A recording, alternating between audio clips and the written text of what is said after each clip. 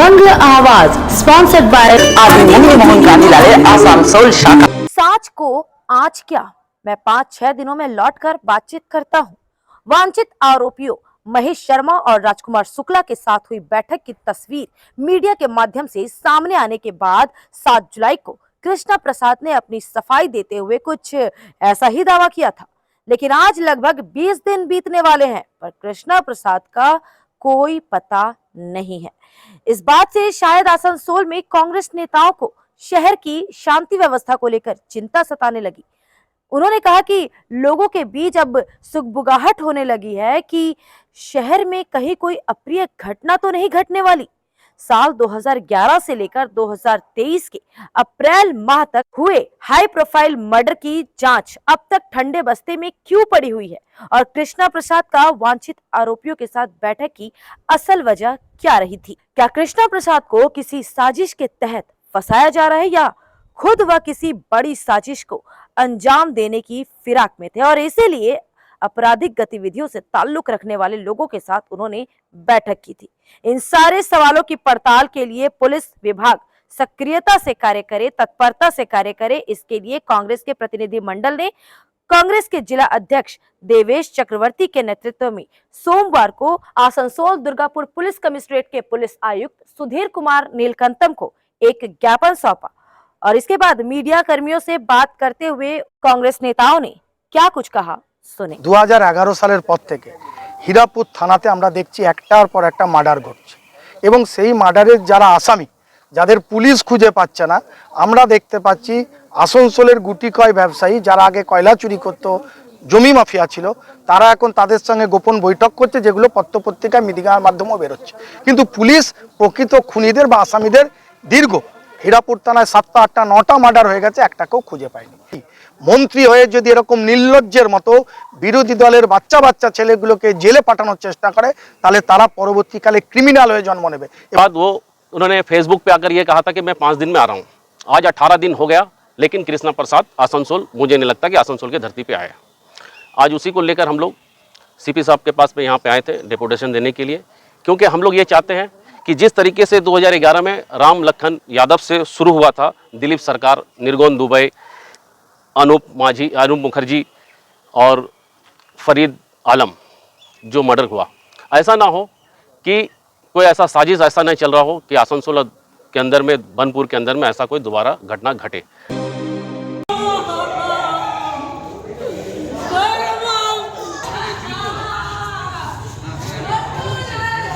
मंगलवार की रात लगभग 9 से 10 के बीच आसनसोल के जुबली मोड़ से कुछ दूरी पर रिलायंस टावर के पास नेशनल हाईवे पर हुई एक सड़क दुर्घटना में 3 युवकों की मौत हो गई।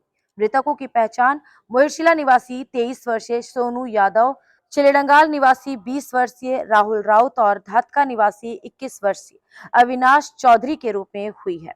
घटना के बारे में बताया जा रहा है कि तीनों युवक मंगलवार की शाम अपनी मोटरसाइकिल पर निकले थे और घर लौटने के दौरान जुबली मोड़ से कुछ दूरी पर नेशनल हाईवे पर दुर्घटना का शिकार हो गए थे, जिनमें 2 युवकों की मौके पर ही मौत हो गई थी और एक युवक सोनू यादव गंभीर रूप से घायल हो गया था।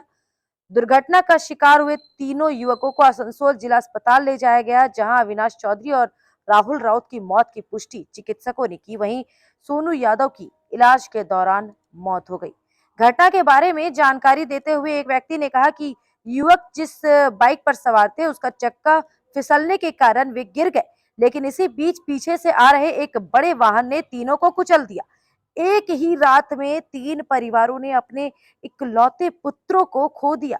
इस बात का पता चलते ही परिजनों पर तो जैसे दुखों का पहाड़ ही टूट पड़ा। बुधवार की सुबह तीनों युवकों की लाश को पोस्टमार्टम करने के बाद उनके परिजनों को सौंप दिया गया। আসছিল জিটি রোড থেকে, মানে রুটি ধাওয়া বলে যে জায়গাটা আছে ওখান থেকে, রাস্তার উপরে পিচটা উঠিয়ে নতুন রাস্তা হচ্ছে ওখানটা। তো ওইখানটা তো ওরা বুঝতে পারেনি, রাস্তা রাত্রেবেলা ছিল, তো এক ব্যাগ এসে দেখছি যে রাস্তাটা কাটা আছে, রাস্তাটা জায়গাটা ইটে উঠানো আছে। তো ওখানে গাড়িটা নিচে নেমে গাড়িটা পুরো স্কিড করে গেছে।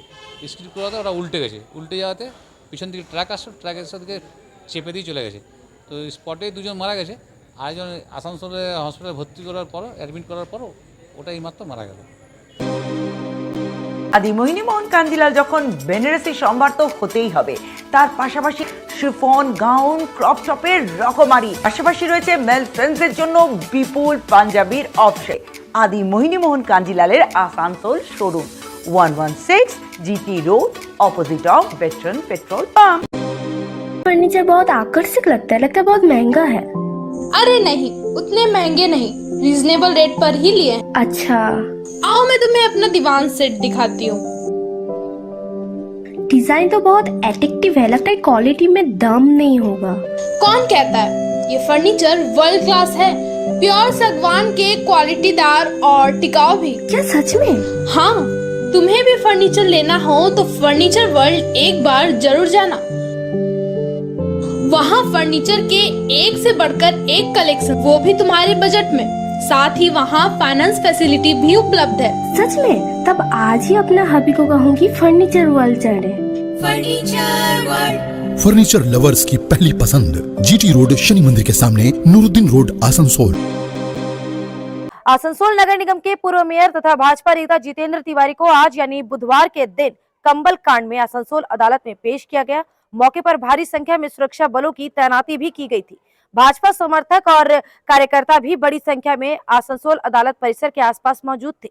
मौके पर पत्रकारों से बातचीत करते हुए उन्होंने कहा कि टीएमसी द्वारा उनको एक गलत मामले में फंसाया गया है। बड़ी अजीब बात है कि यहाँ आसनसोल में कोयला माफिया, जमीन माफिया, बालू माफिया तो आराम से घूम सकते हैं, लेकिन शहर का पूर्व मेयर आसनसोल में नहीं आ सकता। टीएमसी का कहना है कि जितेंद्र तिवारी के आने से आसनसोल में कानून व्यवस्था की स्थिति बिगड़ सकती है। वहीं ईडी द्वारा मलय घटक को तलब किए जाने के मामले में जितेंद्र तिवारी ने कहा कि इस पर कुछ नहीं बोलना चाहते, मलय घटक उनके बड़े भाई की तरह है।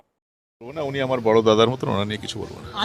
আসানসোলে যখন যখন ল অ্যান্ড অর্ডারের প্রবলেম হয়েছে তখন আমি এদিক দিয়েও ইট চলছিল, ওই দিক দিয়েও ইট চলেছিল, আসানসোলকে শান্ত রাখার চেষ্টা করেছি।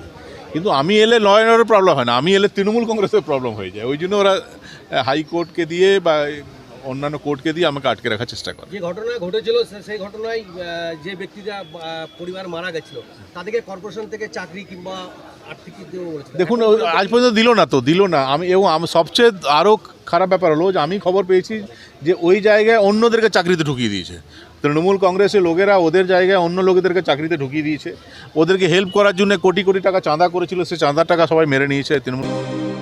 आसनसोल नगर निगम की तरफ से हाल ही में लोको ग्राउंड से लेकर भगत सिंह मोड़ तक फुटपाथ पर जितनी भी दुकानें हटाई गई थी, आज यानी बुधवार को ऐसे 44 दुकानदारों को बीएनआर मोड़ इलाके में रविंद्र भवन के सामने जो स्थायी दुकानें बनाई गई हैं वो दिए गए। इस बारे में नगर निगम के डिप्टी मेयर वसीम उल हक ने कहा कि शहर के सौंदर्यीकरण के लिए लोको ग्राउंड से लेकर भगत सिंह मोड़ तक फुटपाथ के दोनों तरफ जो दुकानें बनाई गई थी उनको हटाया गया था, लेकिन क्योंकि राज्य के मुख्यमंत्री तथा टीएमसी सुप्रीमो ममता बनर्जी का आदेश है कि किसी को भी बिना पुनर्वास के नहीं हटाया जाए, इसलिए बुधवार को उन दुकानदारों को रविंद्र भवन के सामने जो स्थायी दुकानें हैं वो दे दी गई। इसके साथ ही उन्होंने कहा कि आसनसोल नगर निगम इस पर भी विचार कर रहा है कि जिन दुकानदारों को ये दुकानें दी गई हैं उनको कानूनी रूप से बाध्य किया जाए कि वो ये दुकान किसी को बेच नहीं सकते और ना ही किसी को ये दुकान किराए पर दे सकते हैं।